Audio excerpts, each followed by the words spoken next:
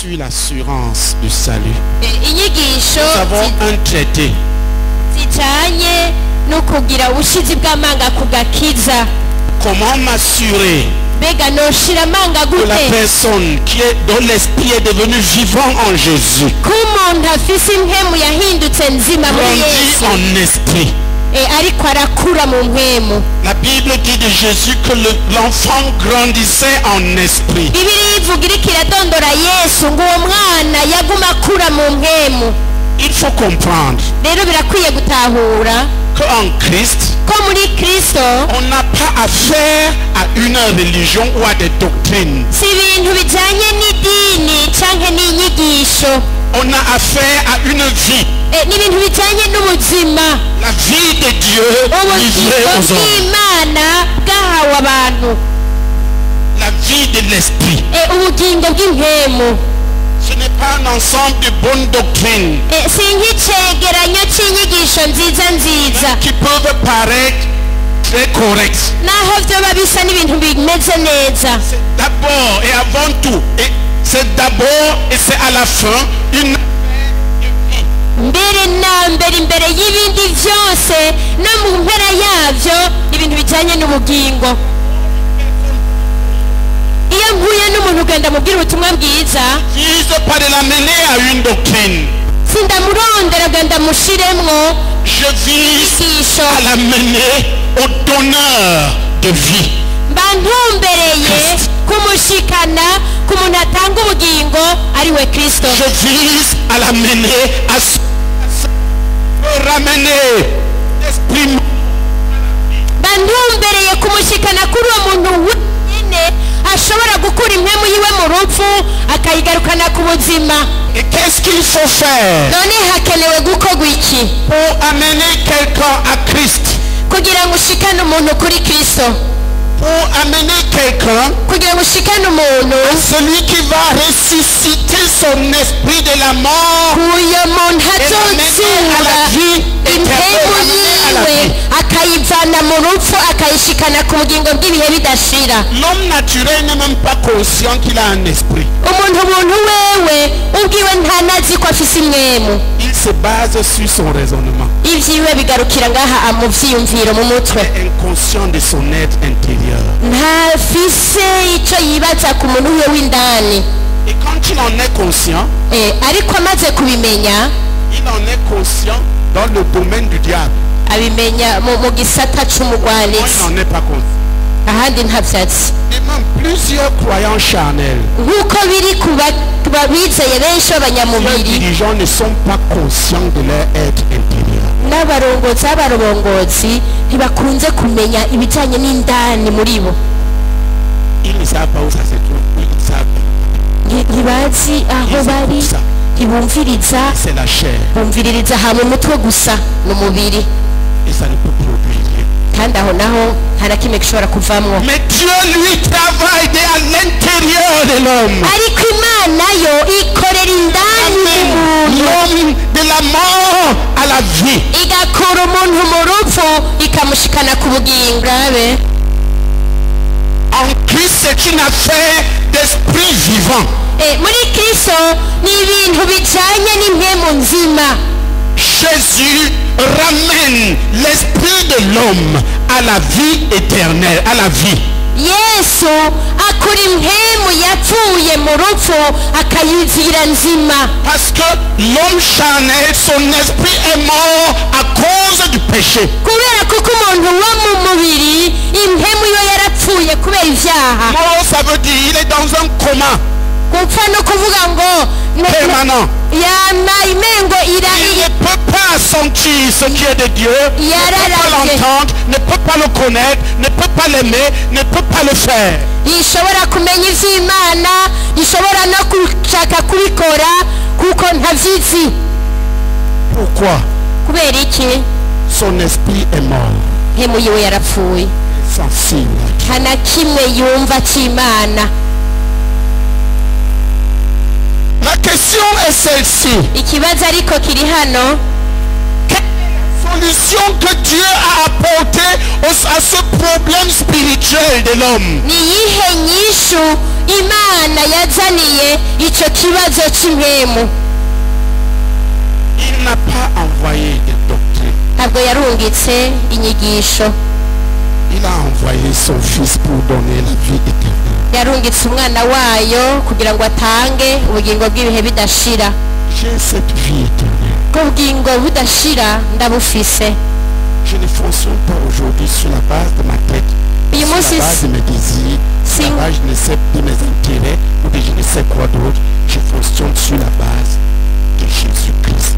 uyu munsi ibyo nkora bishingiye mu byo nzi mu mutwe, sinkora ku bishingiye n'ibyo mbona cyangwa ibyo niyumvira, oya nkora ku bishingiye k'ubwo bugingo.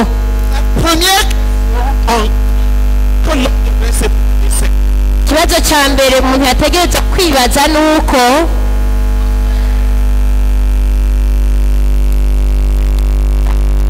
yo kwibaza ati mbega nogira iki kugira ngo mbe muzima, kugira ngo mbe muzima mu buryo bw'impemu.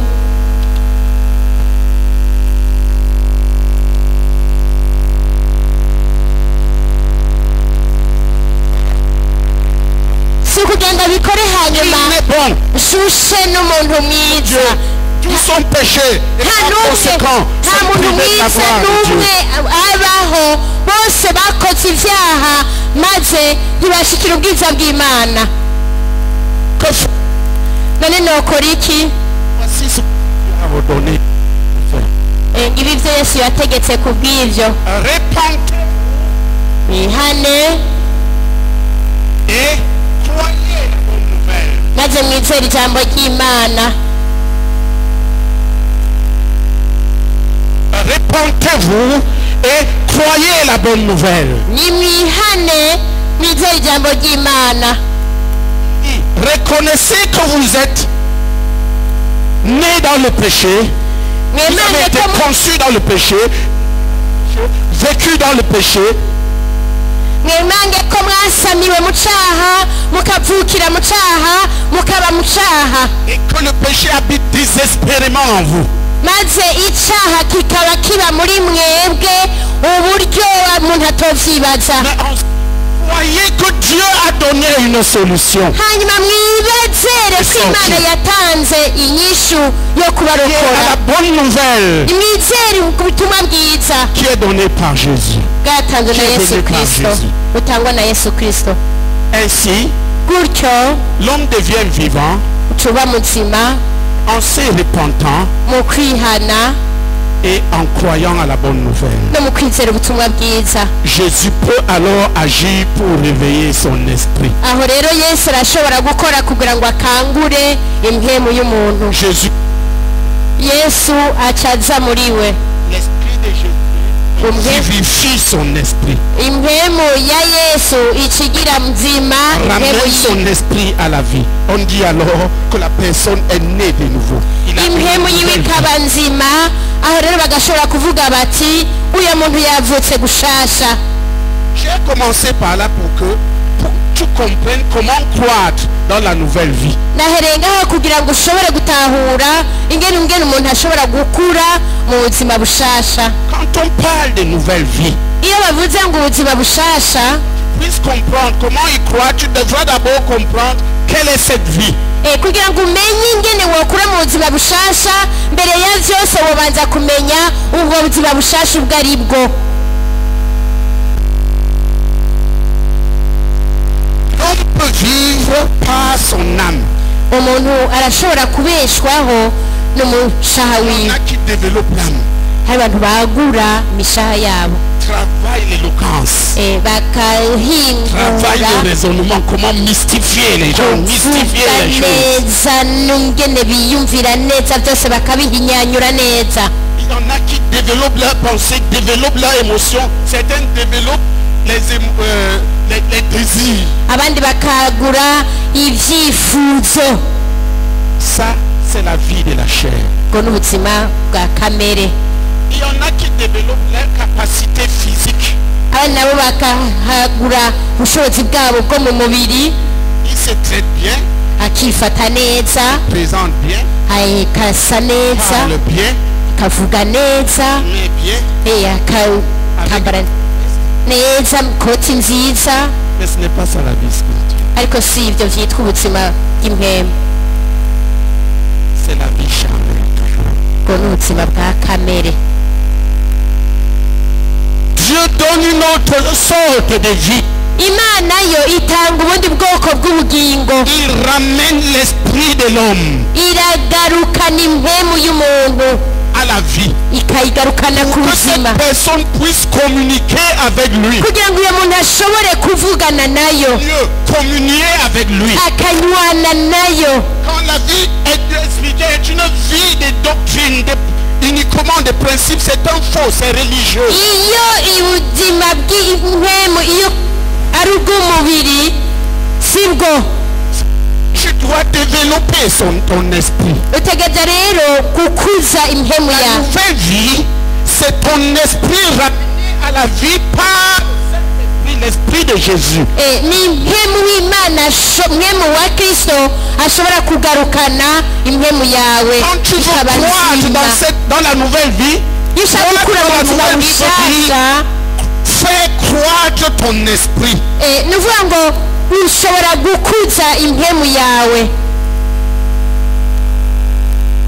La question c'est comment? Ikibazo ariko ni gute? De la même manière que tu es devenu vivant, Kurya nyene iba yabaye nzima, c'est de la même manière que tu devras faire croître ton esprit. niko nyene utegereza gukuza impwemu yawe.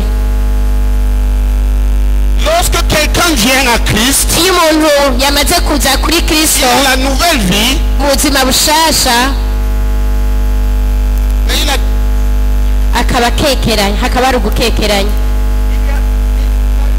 qui va et vient. Hariho ukwizera kuguma kugenda kugaruka. Rimwe akizera, ahandi ntiyizere, akizera akareka kwizera. Il est sûr d'être sauvé. Arakeneye kumenya neza ko yakijijwe. Le soir, il doute. Mu gitondo akizera, ku mugoroba agakekeranya. Lundi, Kuwa mbere akabimenya neza. dimanche, il est sûr de son salut. Kwa Mungu ukamenya atego n'ukuri Il narakijijwe. se pose des questions sur le salut. son Kuwa mbere salut. agaca atangura kwibaza ibibazo ku kwizera kwiwe. Il a le salut. Abafise agakiza, Il manque quoi? ariko none ababuze iki? Il manque l'assurance du salut. Ababuze gushira amanga ku gakiza kwiwe. S'étant repenti et avoir cru à la bonne nouvelle, Jésus l'a sauvé. Yarihanye akizera ubutumwa bwiza, Yesu aramurokora, Il est devenu vivant. agahinduka muzima. Maintenant, Ibikenewe rero ubu, après qu'il soit devenu vivant, amaze kuba muzima, le premier problème est résolu. ingorane ya mbere iba yatoye umuti. Rero haba hakenewe kwakura, Croître dans la nouvelle vie. agakura muri ubwo bugingo bushasha. Il est repenti. Yarihanye, Il a cru à la bonne nouvelle. Dans la foi, il a reçu. arizera ubutumwa bwiza yabwiwe, Il a la nouvelle vie. arakira ubugingo bushasha. Si on le laisse à ce niveau, Bamurekeye kuri urwo rugero, il va s'embrouiller. Il peut même périr. azozazanirwa, ashobore no gupfa. Il peut périr. Arashobora no gupfa. La question, Ikibazo, comment accroître dans la nouvelle vie qu'il a reçue? mbega bamufasha gukura gute muri ubwo buzima bushasha yahawe? La première chose qu'il faut, Ikintu ca mbere gikenewe, la première expérience qu'il faut s'assurer que la personne a connue, ikintu ca mbere wocungera neza ko uwo muntu afise, l'assurance de son salut. ubushizi bw'amanga ku bw'agakiza yaronse. Ici, il a le salut. Aha arakira agakiza akaba aragafise. Et sur le salut, il doit être sûr. Amaze rero kuhabwa ako gakiza ateza gushira amanga. comment amener le jeune converti à être sûr, none woshikana gute umuntu ampejeje plus gukizwa jamais douter de son salut? gushira amanga no kudasubira gukekeranya ku gakiza yahawe? Il y a beaucoup de propositions qui peuvent être données. hari ibintu byinshi bashobora kubaha, Comment? ariko fatiye kuri bibiliya Il y a seulement deux choses à faire. hari ibintu bibiri gusa byo gukora Pour comprendre kugira ngo utahure le problème ingorane du jeune converti iyo umuntu ahejeje gukiza qui doute de son péché agikekeranya ku byaha byiwe et comprend son besoin maze ugaheza ugatahura d'assurance du salut. icyo akeneye kugira ngo ashire amanga ku Quelqu'un va nous lire gakiza. 1 Jean 3, murashobora gusoma mu 20 à 21. cete cya mbere cya yohana. J'ai pris ce traité et j'ai donné des versets qui confirment ce message. afashe aka gatete ndafata n'imirongo ya bibiliya y'ukwemeza buno On le butumwa prend sur chaque point l'enseignant de manière indiscutable. Si Kugira ngo- quelqu'un discute, il sort les arguments bibliques. ni ukugira ngo umuntu wese aze abisome abyigishe mu buryo ntasubirwamwo ku buryo hagize umuntu abiharira ko Il umwereka peut être n'imirongo enseigné pendant 3 mois. ya bibiliya ariko urashobora kukigisha ko amezi atatu yose kandi mu buryo Il ne s'agit pas de Maintenant. faire comprendre la chose aux gens. kuko si ibintu bijyanye dans une expérience qui les transporte. si ibintu bijyanye no kubatahuza no kubemeza oya ni ibintu byo guhindura ubuzima bwabo bugahinduka Nous ne visons pas la compréhension. nitwo tuvuga ibintu bijyanye no gutahura Visons l'expérience de l'assurance du salut. dushaka ngo ku umuntu abe Première expérience, ugushira amanga ku gakiza yahawe l'assurance du salut. agashira amanga ku gakiza mu by'imitima yacu idutsindisha byose kuko imana iruta imitima yacu kandi izi byose. abo nkunda imitima yacu iyo itadutsindishije turashira ubwoba imbere y'imana. Amen. Car si notre cœur nous condamne, Dieu est plus grand que notre cœur et il connaît toutes choses. Bien-aimés, si notre cœur ne nous condamne pas, nous avons de l'assurance devant Dieu. Amen. La foi, c'est dans le cœur. kwizera ni mu mutima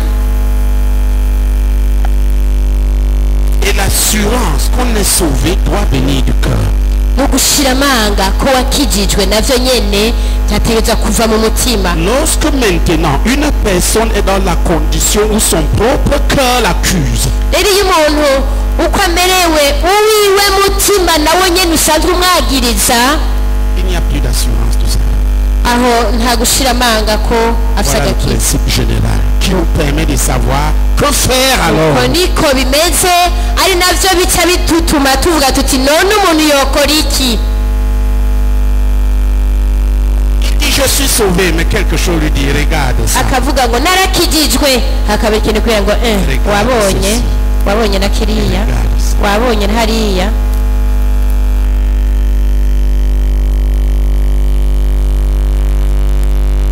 Il a un problème. abafise ingorane umutima wiwe bwite. Le salut n'est pas une affaire extérieure. agakiza si ibintu vy'inyuma, C'est une affaire de communion avec Dieu. ibintu bivanye no kunywana n'Imana. Personne qui est sauvée est umuntu une personne en yakijijwe communion avec Dieu. n'umuntu anywanye n'Imana. Si son propre cœur lui dit, ni mu mutima w'umubwira ngo comme tu pries là, est-ce que Dieu te nawe uriko urasenga ngo wibaza ngo Imana iriko irakumviriza. abantu bangahe ngaha bashobora gusenga bashize amana gose ko Imana iza kubumviriza.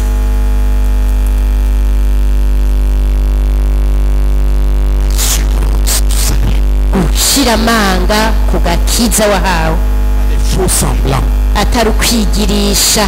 Comme Comment amener l'homme à développer cette assurance? Il faut d'abord comprendre pourquoi est-ce qu'il doute. none woshikana umuntu gute kudasubira gukekeranya bwa mbere ho kubera ikakekeranya. S'il vous plaît, prenez vos Bibles. ndabasavye mwese mufate bibiliya zanyu. Je relis ça avec vous.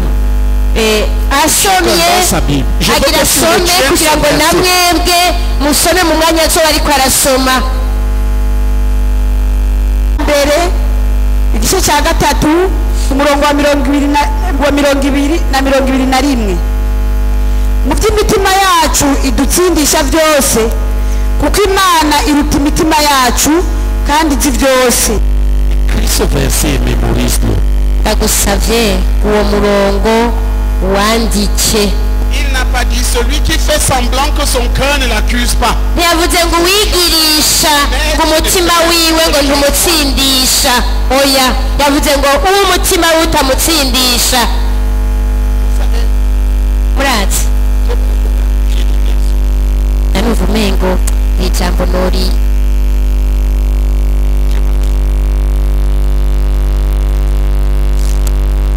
ibyo abantu bavuga ntaco bimbariye kimwe gusa Imana ibivyemeye. barashobora kuvuga ntaco bashobora kungira. iyo Imana ivyemeye naho niho biba biriko bigenda neza. ubu rero iyo umutima wawe ubwite ukubwiye ngo kiriya kintu ariko urasenga ariko raba hariya n'isengesho ryawe nta kwizera kuzoba kurimo.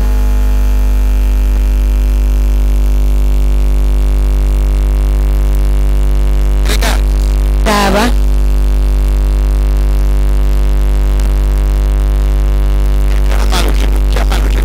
umuntu ababara mu ivi nakiriza ukuboko umuntu agwaye mu ivi ingo hano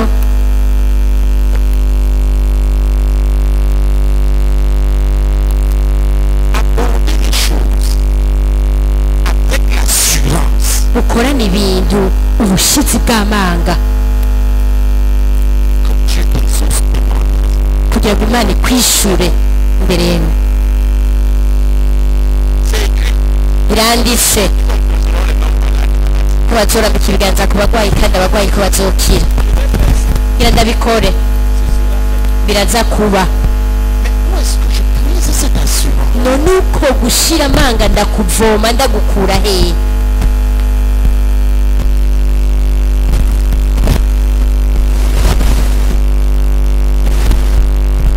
yumviritse ubonaho rero mviritse uracyababara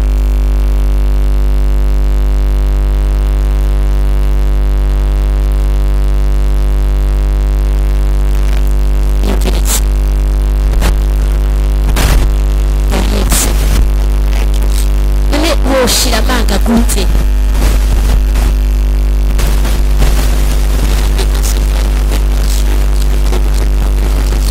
isengesho ryo ryateza kuba ririmwo ubushizi bw'amanga uzi neza yuko Imana iza kukwishura. aha turiko dushira mu ngiro Bibiliya ivuga ngo bazorambika ibiganza ku bagwayi ngo abagwayi bazokira.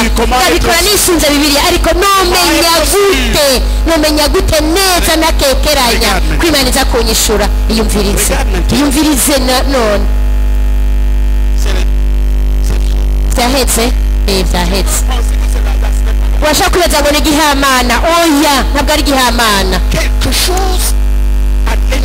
hari ikintu indani mu mutima kinyemeza. nawe ubabara hehe?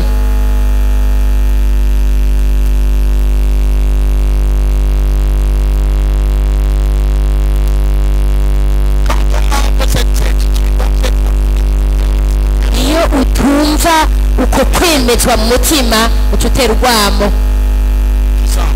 uracyababara? uracyababara? uracyababara? yego. hehe?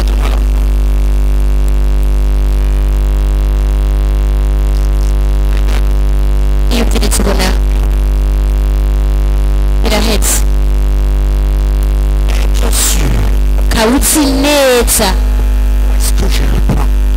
none ivyo ndabikura he genda mwicare Pourquoi les frères? mwabonye ga bene data Dieu n'est pas loin. imana ntiri kure Mais c'est pas la foi qu'on imana communique iraza ku avec lui. muntu ariko ni mu kwizera muheza Personne qui a reçu Jésus a reçu la vie, a reçu le pouvoir. iyo umuntu yakiriye yesu agahabwa ubugingo agahabwa ububasha Les problèmes qu'il faut régler, c'est être sûr ingorane ya mbere babanza gutorera umuti ni ukudakekeranya guhashira de amanga son salut. ku gakiza kawe Il y a quelque chose à faire. hariho ikintu rero cyo gukora Pourquoi n'est-il pas sûr? kugira ni ukubera iki ntashize amanga Bien qu'ayant la vie, son propre cœur. bibiri ivuga ngo L'accuse. umutima wiwe bwite Et pourquoi est-ce que uramutsindisha son cœur l'a... none umutima w'umutsindisha ku biki ibiki Le cœur accuse de quoi? umutima ukwagiriza ibiki De quoi? ibiki nyene ibyaha Des péchés. ibyaha binyegeje Non confessés, ibyaha bitatuwe non abandonnés, mu byaha bitahebwe non traités. ibyaha bitatunganijwe Voilà la base de tout. nuko niko rufatiro ku gukekeranya Tu comprends? ikintu cya mbere wobinjizamwo C'est la première chose que tu lui as demandé quand tu l'as cru. ni ikintu cya mbere wamusabye akizera bwa mbere Confession des péchés. kwatura ibyaha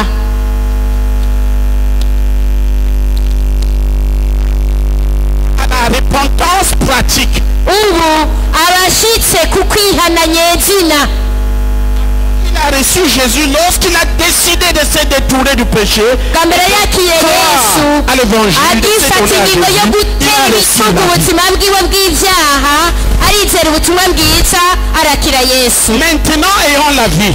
ubu rero ko amaze kwakira ubwo bugingo Dans cette, kugira ngo ashobore gukura muri ubwo bugingo la première expérience qu'il doit connaître, ikintu cya mbere agomba kubamo kandi akamenya c'est l'absence de ce doute dans le cœur. ni ukudasubira kugira ugukekeranya mu mutima wiwe L'assurance du salut. gushira amanga ku gakiza Être sûr. Être sûr ugashira amanga que je suis sauvé. uti narakijijwe Il n'y a rien à refaire là-dessus. ntasubirwamwo Il neige. imvura yogwa ikagwana n'urubura nawe n'uwanje aransi nanje ndamuzi ubimenya ubwo buzima bwisama horodashira nasubiyemo arazi anje ndamuzi kubimenya ubwo buzima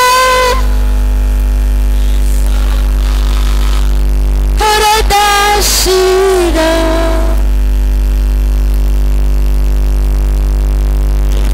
Filita bene data Je suis à Jésus. wa yesu nawe wanje Je suis en lui. ndi muri we Lui, il est en moi. nawe ari muri jewe Que le monde se renverse. naho isi yocurama Que le ciel tombe. naho isi ijuru ryokururuka Je suis un enfant de Dieu. ndi umwana w'imana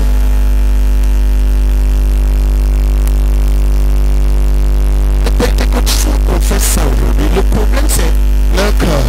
abapentekote baravyatura ariko ingorane mu mutima wabo baravyatura ariko ntibavyizera C'est comme quelqu'un qui dit, niho umuntu yovuga ah non, Jésus. mwishishako yesu narakitse mwishishako yesu narakitse Mais ariko il n'accepte pas ça.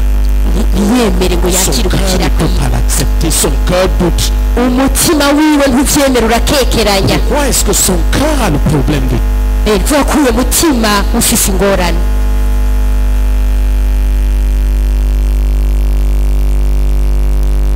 confession du péché? nico kintu kibanziriza byose. Que la personne conduit à la confession de ses péchés. Birakwiye ko umuntu bamurongorera kwatura ibyaha byiwe byose. Dans ce domaine, écoute, si ce n'est pas fait, bidakozwe tu peux avoir 10 ans dans le Seigneur. urashobora kumara imyaka 10 wakijijwe. Tu n'auras pas l'assurance. nta bushizi bw'amanga uzigera ugira. Tu n'auras pas l'assurance. uzigera ushira amanga kuri ako gakiza. L'assurance est produite ushira amanga biva là où le cœur ne s'accuse. mu mutima atari kimwe wagiritse. Là où l'on fait des apparences. atari ahantu hari ukwigirisha. Aucun d'entre vous ne peut me donner l'assurance. nta muntu n'umwe muri mwebwe yompa ugushira amanga. Que vous dites oui ou non, ça ne me donnera pas. uvyemera cyangwa utovyemera ntivyompa gushira amanga. L'assurance me vient gushira amanga biva du fait que kubona mon cœur, l'impulsion du Saint-Esprit crie à pas peur. umutima usunitswe na mpemu w'Imana utaka wa badata. Comment amener mon cœur à disposition? none noshikana umutima wanje kumera gutyo gute? Poser la question, qu'est-ce qui pousse mon cœur à douter? none icambere wo kwibaza ni igiki gituma umutima wanje ukekeranya? C'est les péchés ni ivyaha non reconnus, bitutemera non confessés, utatura juste. ukaguma wisigura utahevye. La foi est démolie par le péché. La foi est démolie par le péché. kwizera gusenyugwa n'ivyaha. Le péché non reconnu, ivyaha uzi non confessé, utatura non abandonné. utahevye. Le péché est un destructeur de la foi chrétienne. ukwiza igicaha Il est destructeur ni de la umusanzu foi qui mène au w'ukwizera. salut. Le péché est le destructeur de la foi qui mène au salut.